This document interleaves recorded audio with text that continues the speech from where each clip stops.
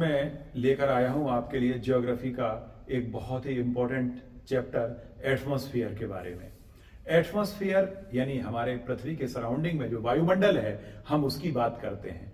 वायुमंडल के मुख्य संघटक के रूप में प्रमुख गैसें, सबसे ज्यादा मात्रा में पाई जाने वाली नाइट्रोजन 78%, 21% ऑक्सीजन, और इसके बाद तीसरे नंबर पर बड़ी गैस है ऑर्गन 0.93%, चौथे नंबर पर आती है कार्बन डाइऑक्साइड 0.03%, और इसके बाद 0.001% हाइड्रोजन। शेष अन्य गैसों में 4 अन्य अक्रिय गैसें, जिनमें हीलियम, नियॉन, क्रिप्टॉन और जीनॉन। एक गैस और बची, रेडॉन। विद्यार्थियों याद रहे, परीक्षा में कई बार प्रश्न पूछा जाता है। रेडॉन अक्रिय गैस वायुमंडल में नहीं पाई जाती। ये पानी से लगभग 10 गुना भारी होती है और ये जमीन में चट्टानों में दबी हुई पाई जाती है। जब कभी भूकंप आता है तो वही रेडॉन बाहर निकलती है, और चूंकि वो रेडियो एक्टिव है इसलिए शरीर में कैंसर का खतरा बढ़ जाता है, त्वचा कैंसर का खतरा बढ़ जाता है। तो परीक्षा में पूछा जाता है कौन सी गैस के निकलने से, भूकंप के दौरान कौन सी गैस निकलती है जिससे कैंसर का खतरा होता है, तो वो है रेडॉन। तो वायुमंडल में इतने सारी गैसें पाई जाती हैं। इनमें वायुमंडल का सबसे नीचे का भाग कहलाता है ट्रोपोस्फियर। ट्रोपोस्फियर यानी वो भाग जहां वायुमंडल की सभी घटनाएं होती हैं, जैसे बादलों का बनना, जैसे आंधी तूफान का आना, बारिश का होना, ओलावृष्टि होना इत्यादि, ये सब ट्रोपोस्फियर में होती हैं। इसी भाग में बैलून भी उड़ाए जाते हैं, जो गैस बैलून होते हैं, हॉट बैलून, वो भी उड़ाए जाते हैं। और इसके ऊपरी सरफेस पर, ऊपरी स्तर पर हवाई जहाज उड़ते हैं। बिल्कुल ऊपर जहां ट्रोपोस्फियर खत्म हो जाता है और स्ट्रेटोस्फियर की शुरुआत होती है, वहां पर एरोप्लेन उड़ाए जाते हैं। विद्यार्थियों, यही वो भाग है जहां मैक्सिमम वायुमंडल की घनी परतें हैं, मैक्सिमम वायु यहीं पाई जाती है। इसके बाद फिर रेयर होता चला जाता है वायुमंडल। वायुमंडल के इसके जस्ट ऊपर दूसरा भाग है स्ट्रेटोस्फियर, जहां कुछ दूरी तक अब अगर हम ट्रोपोस्फियर की ऊंचाई की बात करें तो भूमध्य रेखीय क्षेत्रों में 16 से 18 किलोमीटर तक, और ध्रुवीय क्षेत्रों में लगभग 8 किलोमीटर तक इस ट्रोपोस्फियर यानी क्षोभ मंडल पाया जाता है। इसके ऊपर स्ट्रेटोस्फियर लगभग 50 किलोमीटर की ऊंचाई तक होता है। इसके निचले भाग में एक ओजोन लेयर पाई जाती है जो अल्ट्रावायलेट किरणों को पृथ्वी पर आने से रोकती है। इसीलिए इस भाग में थोड़ी सी गर्मी बढ़ती है।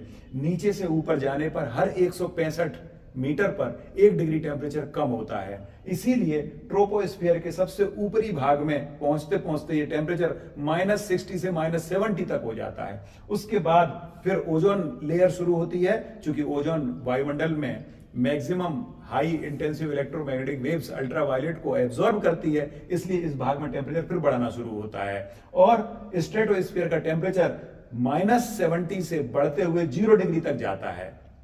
स्ट्रेटोस्फियर नाम इसलिए है क्योंकि इसकी शुरू में लगभग 10-12 किलोमीटर तक टेम्परेचर में कोई अंतर नहीं आता, लगभग समान बना रहता है। इसलिए इसे स्ट्रेटो यानी समताप मंडल कहते हैं। समताप मंडल की जो सबसे प्रमुख घटना है विद्यार्थियों, वो है जितने फाइटर जेट विमान उड़ते हैं वो इसी क्षेत्र में उड़ाए जाते हैं। ओजोन लेयर के जस्ट ऊपर वहीं उड़ाए जाते हैं या ओजोन लेयर में ही प्रवेश करते हैं। इसीलिए ओजोन लेयर को सबसे ज्यादा खतरा भी, डिप्लेशन का खतरा इन्हीं से होता है, क्योंकि इनसे निकलने वाली नाइट्रस ऑक्साइड गैस ओजोन का क्षरण करती है, जिसे लाफिंग गैस भी कहते हैं।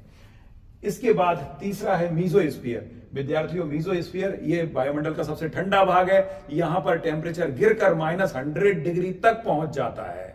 इसलिए ये सबसे ठंडा भाग होने के कारण ये मीजोस्फीयर वायुमंडल का सबसे ठंडा भाग है। और इस भाग में 2 बड़ी घटनाएं होती हैं। तारे का टूटना यानी उल्का पिंडों का गिरना या उल्का पिंडों की चमक, जिसे हम शूटिंग स्टार कहते हैं, वो घटना भी मीजोस्फीयर में होती है। साथ ही पृथ्वी के उत्तरी और दक्षिणी ध्रुव पर एक दीप्तमान चमक, प्रकाश दिखाई देता है, जिसे हम अरोरा कहते हैं। उत्तरी गोलार्ध में बोरियालिस अरोरा और दक्षिणी गोलार्ध में ऑस्ट्रेलिस अरोरा के नाम से जाना जाता है। ये चमक वाली जो एक प्रकार की आतिशबाजी जैसी घटनाएं होती हैं प्रकाश की, ये केवल पोलर एरिया में ही दिखाई देती हैं।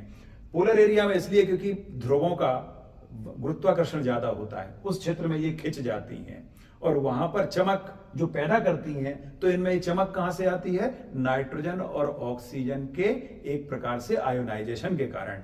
नाइट्रोजन आयोनाइज्ड होकर हरा पीला रंग देती है, जबकि ऑक्सीजन नीला, पर्पल और रेड कलर देती है। इसलिए ये विभिन्न प्रकाश दिखाई देते हैं। इसके जस्ट ऊपर एक लाइन है कार्बन लाइन, जो कि थर्मोस्फीयर की रेंज में आती है। विद्यार्थियों, मीजोस्फीयर की रेंज 80-90 किलोमीटर तक होती है, और एक लाइन कार्बन नामक वैज्ञानिक ने बनाई है जिसकी 96 किलोमीटर ऊंचाई है पृथ्वी से।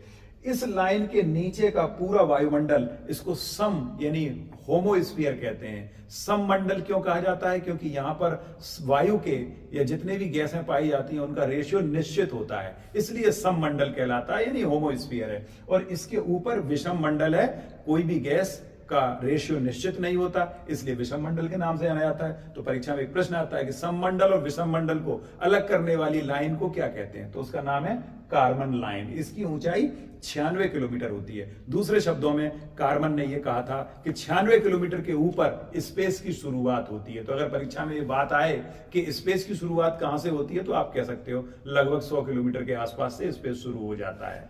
इसके ऊपर थर्मोस्फीयर है। विद्यार्थियों, थर्मोस्फीयर बहुत ही रोचक स्फीयर है। यही वो स्फीयर है जहां पर गैस अधिक तापमान पर आयोनाइज्ड हो जाती हैं, इसीलिए यहां थर्मोस्फीयर का निचला भाग आयोनोस्फीयर कहलाता है। प्लाज्मा, ये पदार्थ की चौथी अवस्था प्लाज्मा, इसी को कहते हैं जहां गैसें आयोनाइज्ड होती हैं।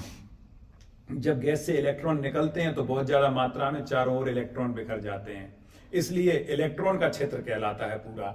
और इसी भाग में इन्हीं गैसों के माध्यम से जब नीचे से रेडियो प्रसारण होता है तो रेडियो तरंगों को परावर्तित करने का काम यही आयोनोस्फीयर करता है, और इसी से पूरी पृथ्वी पर प्रसारण किया जाता है। इसी क्षेत्र में विद्यार्थियों सैटेलाइट भी स्थापित किए जाते हैं। इसके जस्ट ऊपरी भाग में एक्सोस्फीयर जिसे कहते हैं, इस एक्सोस्फीयर में एक लेयर होती है एक्सोबेस। एक्सोबेस लेयर की ऊंचाई लगभग 600-700 किलोमीटर के आसपास होती है। इसके जस्ट ऊपर आप देख रहे हैं शटल, रॉकेट इत्यादि उड़ाए जाते हैं। कभी कभी आप आसमान में रॉकेट जब निकलता है तो सफेद धुआं पीछे से निकलता हुआ देखते हैं। कभी आपने सोचा ये सफेद धुआं क्यों दिखाई देता है जबकि अन्य प्लेन उड़ते हैं उनमें क्यों नहीं धुआं दिखाई देता? क्योंकि ये इतनी ऊंचाई पर उड़ता है, वहां वायुमंडल ना के बराबर है, इसलिए उसके निकले हुए धुएं को बिखरने में, मिक्सअप होने में बहुत टाइम लग जाता है। यही कारण है कि लंबी पट्टी हमें धुएं की दिखाई देती है। तो ये रॉकेट की ऊंचाई लगभग 600 किलोमीटर के ऊपर होती है विद्यार्थियों। इस प्रकार ये वायुमंडल का ऊपरी भाग एक्सोस्फीयर है, और इसी वायुमंडल में सबसे ऊपर लेवल पर जो गैसें पाई जाती हैं उनमें है हाइड्रोजन। हाइड्रोजन का काम क्या है? बहुत high intensive electromagnetic waves gamma और एक्सरे का एब्जॉर्प्शन करना, ताकि पृथ्वी को बड़े इलेक्ट्रोमैग्नेटिक वेव से, हाई इंटेंसिव इलेक्ट्रोमैग्नेटिक वेव जिनमें बहुत ज्यादा ऊर्जा होती है, उनसे बचाया जा सके। और इससे भी ज्यादा खतरनाक होती हैं सोलर फ्लेयर्स। ब्रह्मांड में आने वाली कॉस्मिक किरणें बहुत खतरनाक हैं। ये विद्यार्थियों इन सब से बचाने का काम करता है मैग्नेटोस्फीयर। पृथ्वी के सबसे ऊपरी भाग में मैग्नेटोस्फीयर यानी पृथ्वी के मैग्नेट का एक आवरण, एक चक्र है जो हमको बचा के रखता है। हम जानते हैं पृथ्वी के कोर में निफे यानी निकेल और फेरस जो कि लोह चुंबकीय पदार्थ हैं, उनके प्रभाव के कारण ही पृथ्वी के चारों ओर एक ओरा बनता है, मैग्नेटोस्फीयर बनता है। वो स्फीयर का काम क्या है? अंतरिक्ष से आने वाली सोलर फ्लेयर से हमारी रक्षा करना। उन्हें पृथ्वी तक नहीं आने देती, उन्हें ट्रैप कर लेती हैं, और पृथ्वी चूंकि घूमती है, घूमते हुए उन्हें बाहर अंतरिक्ष में फिर से वापस कर देती हैं। इस प्रकार विद्यार्थियों ये हमने आज अर्थ के एटमॉस्फेयर की बहुत डिटेल जानकारी ली। विद्यार्थियों आप जुड़े रहिए हमारे चैनल से, मैं समय समय पर आपको इसी तरह की विस्तृत जानकारियां देता रहूंगा। धन्यवाद।